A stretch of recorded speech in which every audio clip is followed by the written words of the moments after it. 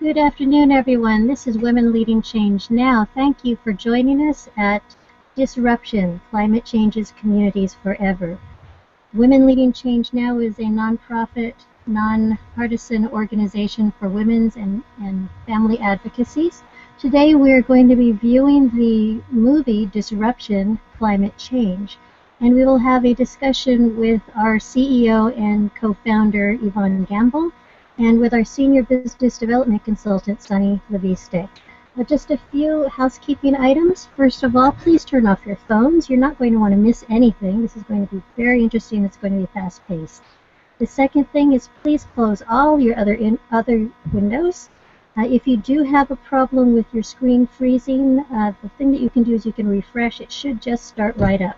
If you have problems after that, I would suggest you can go and watch the movie over on YouTube, and we'll give you that link in a second, or just restart your computer and come back in. All right, so please join me in welcoming Yvonne Gamble, the Women Leading Change Now co-founder and CEO. Well, thank you, Bylon, for that wonderful introduction. And this is Yvonne Gamble, CEO of Women Leading Change Now. And I first wanted to thank everyone for joining us for this movie, Disruption. I promise, it's going to be wonderful and delightful. It's also going to be very it is something that you do want to watch in the entirety, and then definitely come back to Google Hangout, and we'll be up the whole time during the movie, so you can put your comments in as things are affecting you during the movie, and when you come back, Sanny back with several other people joining from around the globe as people have made their reservations, and I thank you all for that. So we're looking forward to a lively discussion, and we're not going to take any more time. I want you to join the movie and then join us back here on Google Hangout. Okay, we Google are. Plus, Mylon has, so you'll see the Google Plus link is that we should be able to. Yes, we have the link over there. It's you can watch at www.watchdisruption.com, or you can click on the link in our comments where it says http://bit.ly/disruption movie. That's Disruption Movie, all lowercase. And we'll see everyone back here in 52 minutes. Thank you.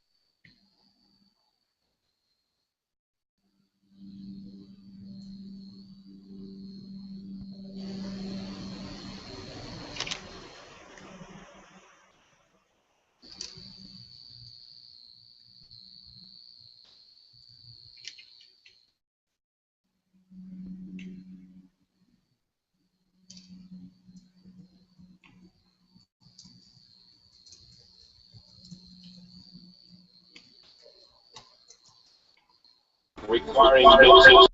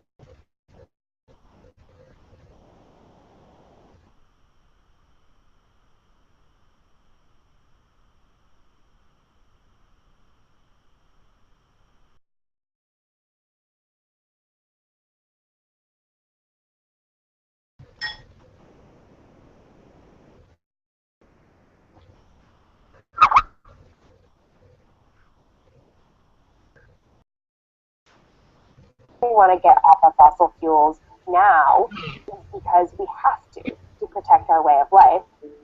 We need a vision for what the post-carbon economy looks like that is inspired.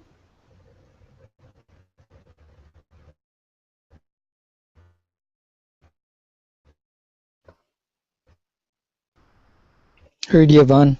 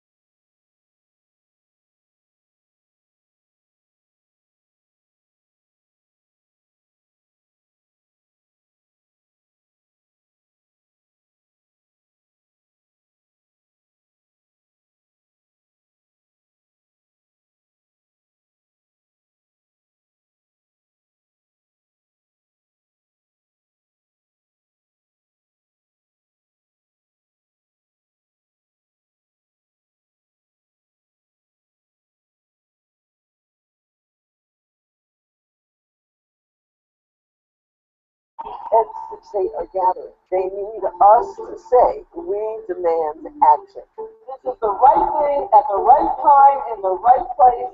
The whole world will be watching. Nothing moves public opinion more than seeing large numbers of people gather. A march is not an end in itself. It is a tool. In my heart of hearts, I know that this People's Climate March in September will serve to deepen this movement. I will be there in New York, September 21st. There's no replacement in the digital age for human bodies next to each other, standing as one, hearts beating as one, voices raised as one, making the political change. You get off fight for what you want. You deserve what you get.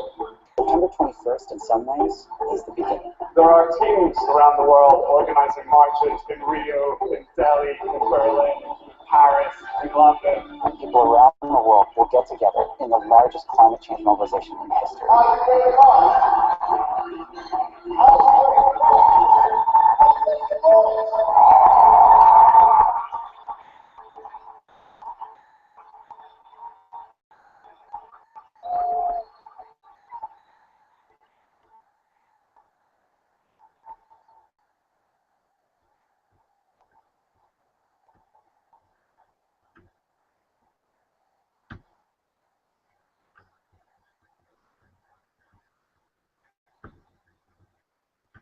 You can't undo the day after something like that happens.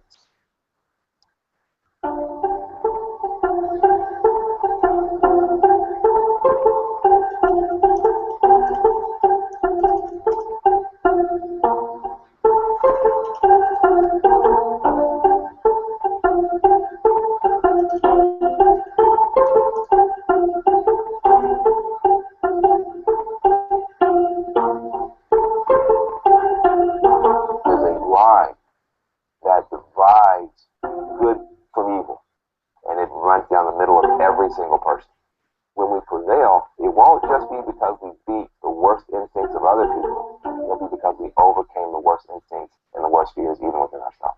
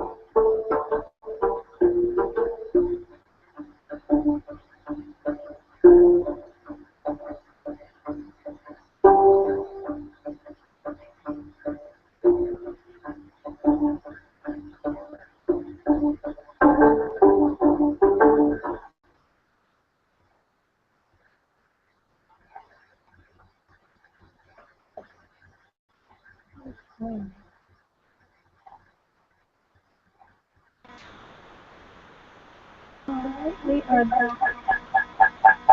Oh, just a moment. Sorry about that. Okay. We are back. We hope you enjoyed that movie and you were well educated by it. I'm just trying to find out, do we have Yvonne Gamble, our CEO, online? I'm on the line. Can you hear me okay? Yes, I can. Wonderful to have you here, Yvonne. And do we All have... right. Yes, welcome. Please, take over. No, no problem. Thank you. Sanny, do we have Sanny Leviste on the line? Okay, Sanny, while Sanny's coming back, Hi, I I'm just here. wanted to share with you. All right. Hello, Sanny. Okay. That was a powerful movie. What do you think about it, Sandy? Wow. Well, I think it's such an exciting time in our lives, really, to see all of these things happening uh, at the same time. Technology has made it possible for this world to become so small that we can connect with anybody and everybody at the same time. And that's a great equalizer. Yes, yes, yes, that is. And I just want to welcome everybody back. And I want to ask that you put your comments in the comments section. Thank you so much for watching. And what I'm going to do now, we really want to just dive right into the discussion. I'm going to let Sandy take the lead here and just kind of tell us what's next. So, Sandy, what's next? Where do we go from here after seeing such a powerful iteration that we saw, all the different people talking about it? Of course, we saw experts, we saw regular people, we saw a lot of devastation. What's next? Well, we're never going to run out of experts. As Einstein said, everyone is a genius until they start unlearning. But what we have to do is really keep connected. First, work within the areas I think that we have direct access on immediately from our own households, from our own habits, from our own practices. That 10-point agenda that you mentioned the other day during our discussion, I think is really wonderful, and we should share this with the group. But also, aside from that, we should also explore how we can talk to the people, to the leaders of our own cities, of our own villages, of our own countries, and in doing so, get the message to them that we need their help. If we're going to make this succeed, we have to act as one, uh, as humanity moving in the same direction. We can't pull the planet apart. We can't destroy ourselves in the process. We shouldn't. Right. Well, okay. I hear that a lot, saying that we should go to our leaders, ask our leaders. As a matter of fact, this is all a precursor to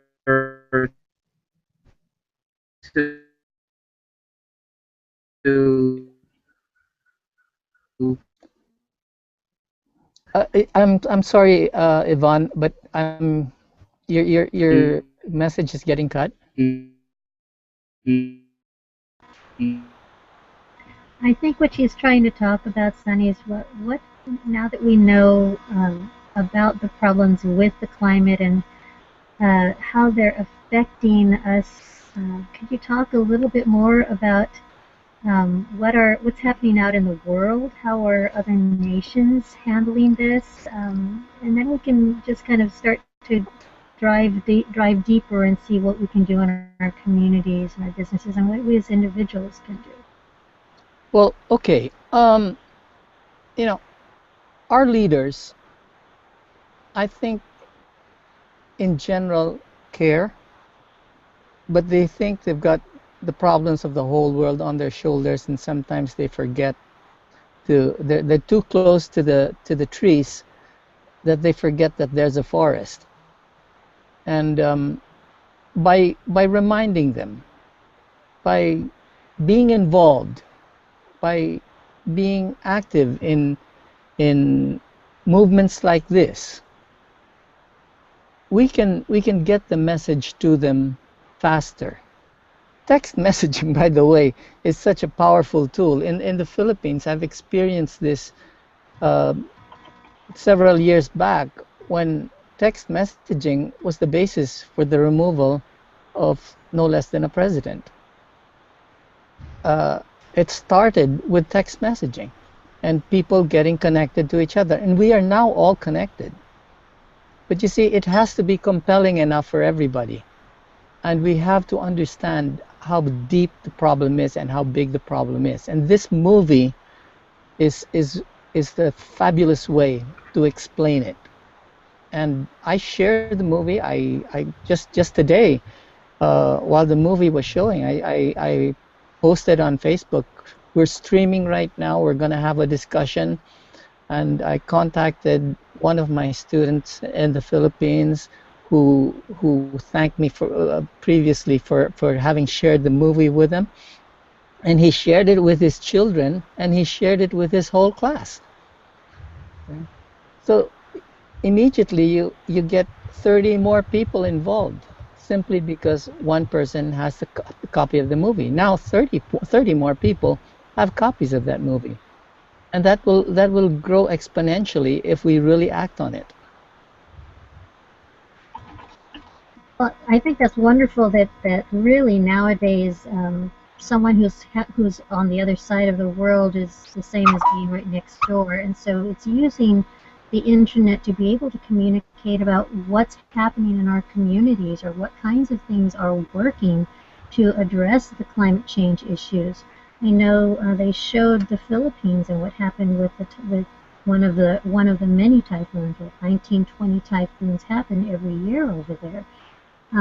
Yet the wind and the sun have been able to be harnessed in other countries like Germany for their solar power, and I think China is trying to get back into it, and Japan is using solar energy. So I'm wondering if Yvonne Gamble is back on the line, so maybe she can share with us about alternative energy. I know that really is her strong area of expertise. Yvonne, are you there?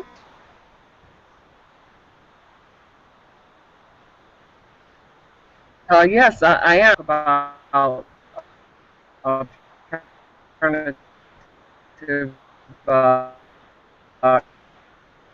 energy,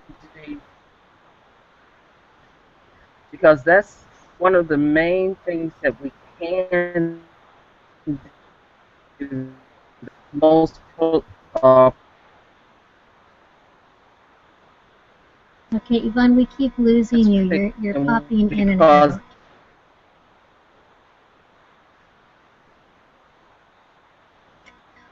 Okay.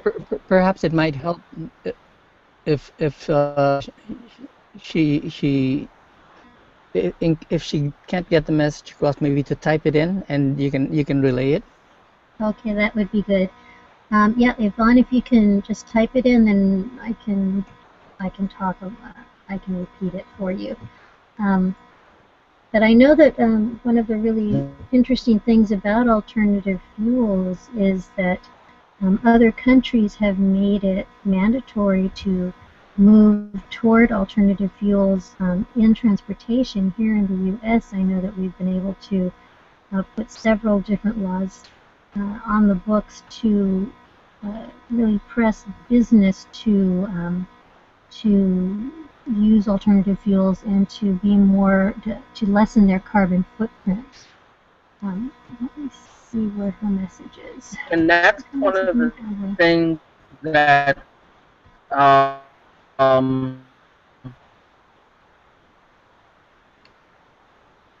Nope. we're really making that we're really making headway here in the United States.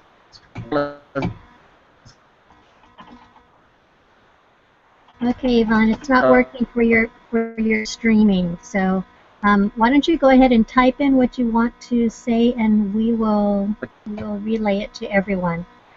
Sanny, can you tell us a little bit about what you know about what's happening in the rest of the world with alternative fuels, or what business is doing to try and address the climate change issues? Well, because of the attention that has been brought towards the green movement, toward the elevation of this awareness and the development of green markets has made it possible for alternative fuels to come in. You have to remember that there are interest groups that don't want them to get in because they're benefiting from it. As Machiavelli said once upon a time, 450 years ago, those that have the greatest capacity to make the changes have the least propensity to do so because they benefit by the old order, from the old order. But if they realize that in doing so and continuing unabated, they're actually shooting their own toes and the toes of their own children too, then it helps to slow it down. It gives that awareness, and once people are aware, they now have a choice, because more and more people can respond, and this is where education comes in. This is where technology comes in, and this is where reality really becomes verifiable. See, there were some people who actually tried to say that it's not happening, but when you look at it, when you check the records, when you check with the different scientists, and now the world has agreed. Well, yes, and Yvonne is saying in the chat here that we can see that across the globe, all the countries are working to develop alternative fuels collectively, and that's one issue I'm sure they will be talking about at the UN Climate Conference. UN Climate Conference is going to be in New York this month. Alternative fuels will allow the world to reduce our carbon footprint on that right now is a much more dense level. So the alternative fuels allow us to continue to motor around and have our cars and our different modes of transportation, and still lessen our carbon footprint. Definitely. The question is, can we do it at the magnitude and the levels that we need to reverse it? Well, I know that one thing that Yvonne has been talking about to us in preparation for this call was that the climate change is something that's natural. It's a natural process. It's just that if nature were allowed to go along its own course, we wouldn't be in this situation for a couple thousand more years. However, because of industrialization, because of the way that our carbon footprint is and the way that the fossil fuels have been affecting the atmosphere and everything else here on the planet, we've created global warming. And so now, where we wouldn't be into this spot until several thousand years from now, we're here now. So we've accelerated it significantly. And so what can we do to reduce the effects of global warming that we have here, the effects that we're seeing of having oil spills, where the heavy oil goes down into the ocean and is damaging what's down there by the volcanoes in the deepest parts of the ocean, and affecting the food supply, starting with the plankton. Can you speak to us a bit about the marine environment and how that's affected by climate change? Well, in the Philippines, you're really going to be affected um, because, well, in Southeast Asia, in the Coral Triangle, where you have thousands of islands that have the greatest biodiversity in the world, uh, many of these areas are being affected already. You know, the because of harvesting and because of consumption, the amount of fish is no longer as much as it would be, and we may have a shortage. Technology is trying to solve that. I understand that they're now able to grow bluefin tuna, for example, outside in with surrogate fishes from the mackerel family also. But the issue of of uh, of global warming is it's affecting other countries so much so that the the, the North is already losing the Arctic is already now a lake, and your 200-foot deep uh, Antarctic ice cap is also getting affected.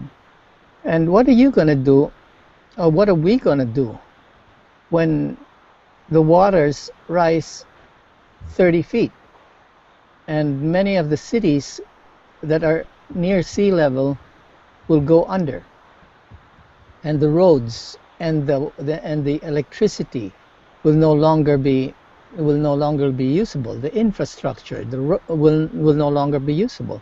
It's going to be a major change in lifestyle. The world that we know it is going to change, and of course we can survive, at least if there are no major catastrophes.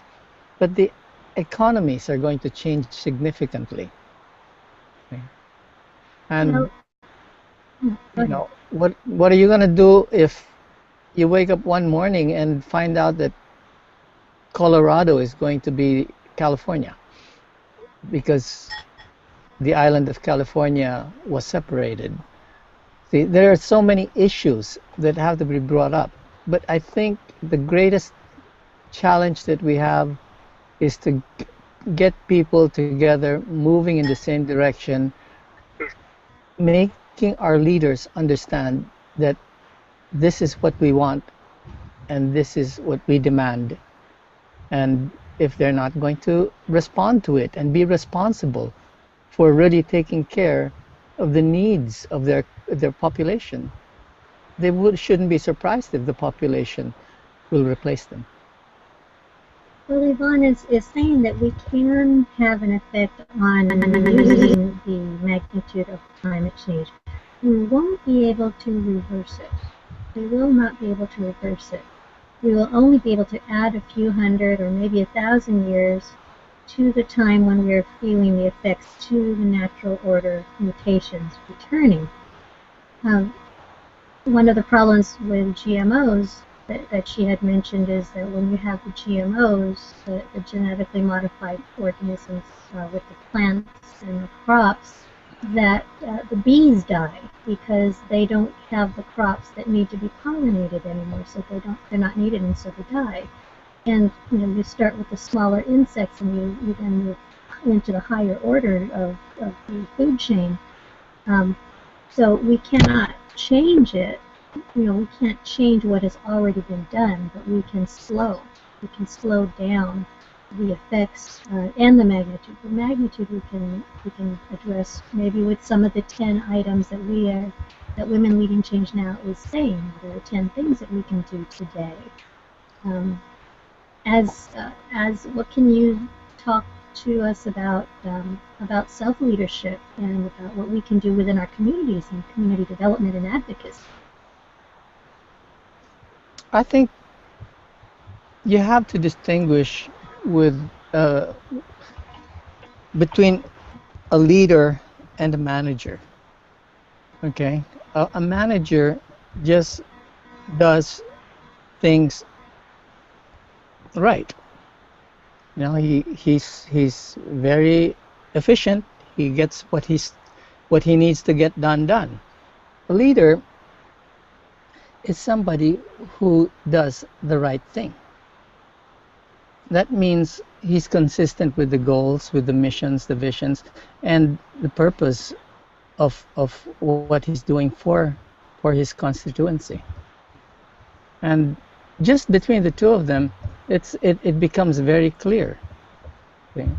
But unfortunately, those that have the capability, those that have the power, those that have the money, will have that natural capacity. And you will notice, if you really study, if you really do a study on the politics of things, you will see that a lot of those in power are also can affect the politics of their own nations. And when they affect the politics of their own nations in such a huge manner, then their interests are the ones being served instead of them serving the interests of the majority. Now, what we can do as individuals, as families, as communities, is we can take care of our own carbon footprints. We can reduce our consumption. We can become more effective in how we use our resources. But even that, if you compare it to the consumption of large organizations,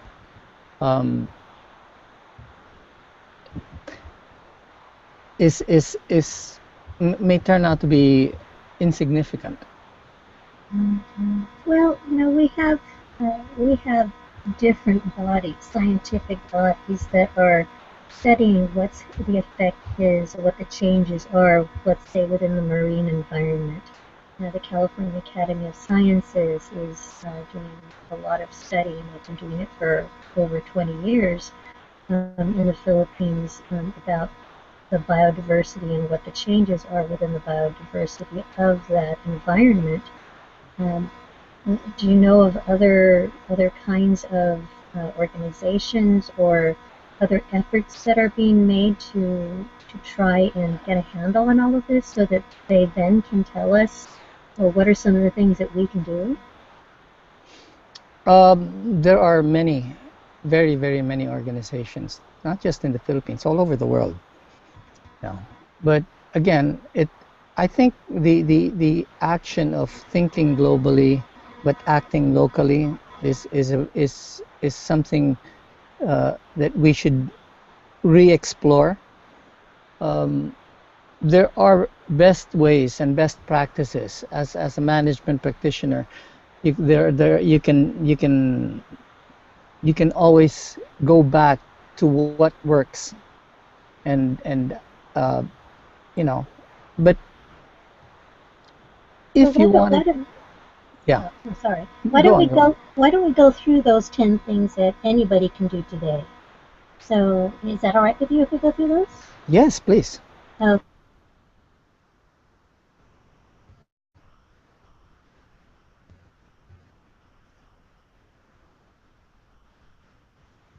Bailan?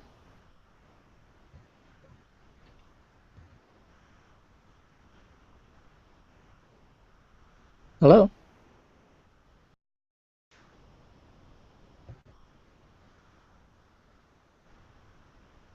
I can hear you, Sanny. I'm not sure if you can hear me. I can hear you.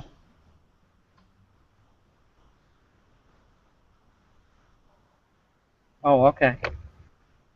Yeah, one of the things that we talked about on our 10-point list was planting a tree. I know that sounds get lost so many. We've lost a lot of our trees. So those are the things that we definitely can do, because many of our developers, the real estate developers, are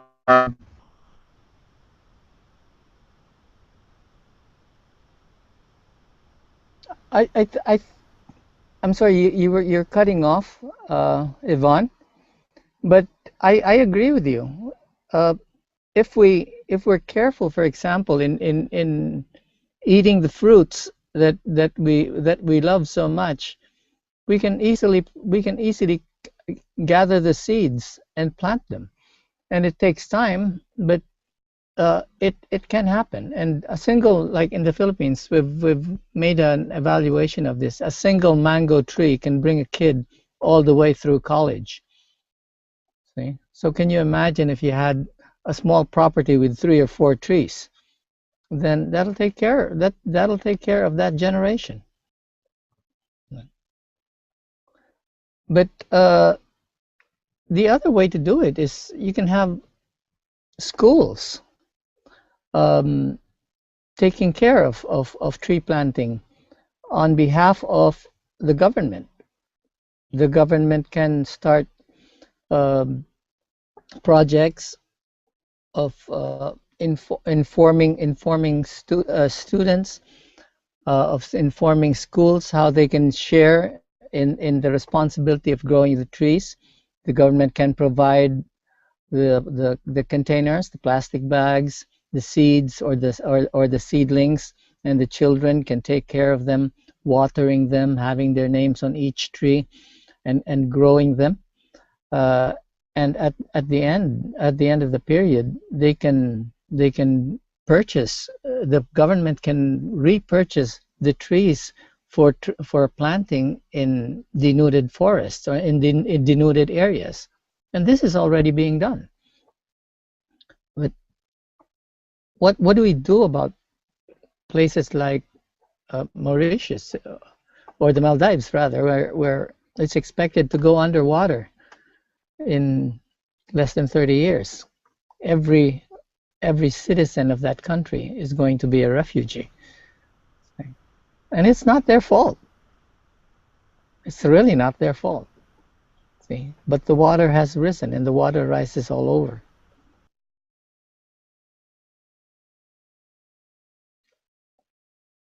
Yvonne?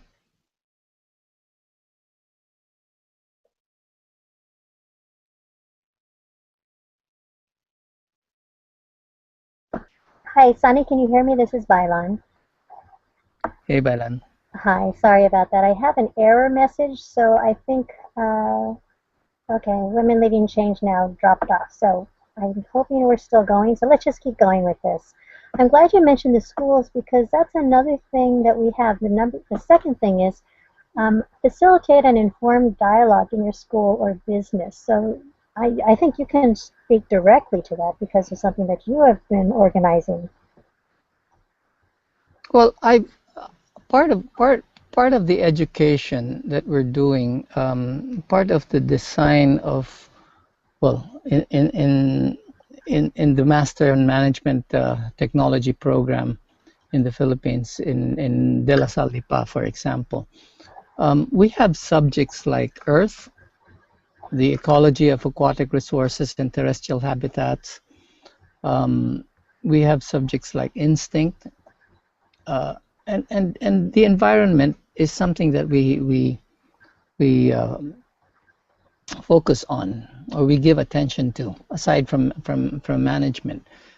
But I think that this can also be easily transferred to the collegiate level, to the high school level, even to the grade school level. Yvonne? Yes, I'm here. No, I saw Yvonne pop. I'm here. Yeah. Yeah. So I'm saying that you can have. Oh, sorry. I'm back. Okay. So Sunny, in terms of organizing a school or a business to talk, to have an informed dialogue, I know that all over the country, all over the world, there have been over 1,000 groups that have been connecting. But I know that you've been also working with different schools to try and get them to gather around to view the movie and have a real dialogue about what does this mean. Can you give some suggestions on how people can get that started? Well, the best way, in my opinion, is to get a copy of that movie and transfer it to your own computers. And there are a lot of computers out there. Transfer the movie, transfer that information, transfer that technology directly to the consumer, so that they can already be part of it. See, by simply transferring, by getting a copy of that movie and sharing it, you now bring them up not only from awareness to participation. You've effectively transferred the technology of communicating that whole complete message within a matter of seconds, a matter of minutes, within a matter of 1 hour. That awareness, participation, and skill capability building is almost instant. And now all you